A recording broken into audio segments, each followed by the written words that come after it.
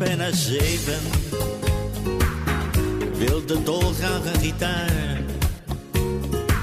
Maar zijn moeder zei, mijn jongen, dat krijg ik niet bij elkaar. Jantje pakte toen zijn spaarpot en ging naar een speelgoedzaak. Daar kocht hij een zak ballonnen en hij schreef toen op een kaart. Er zweeft langs de wolken een blauwe luchtballon.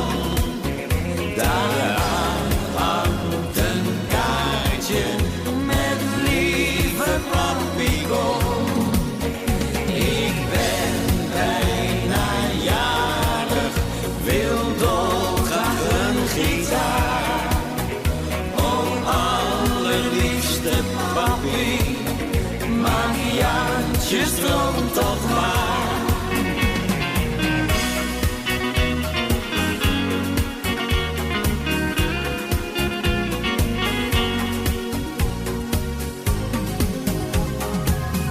De ballon dreef naar het zuiden, kwam bij rijke mensen aan. Toen ze op het kaartje keken, kwam er in hun ogen een traan. Want hun eigen kleine jongen was gestorven vorig jaar.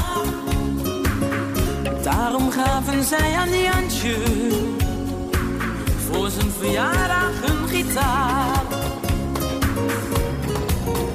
Er zweeft langs de wolken een blauwe luchtballon. Daaraan hangt een kaartje met lieve papigon.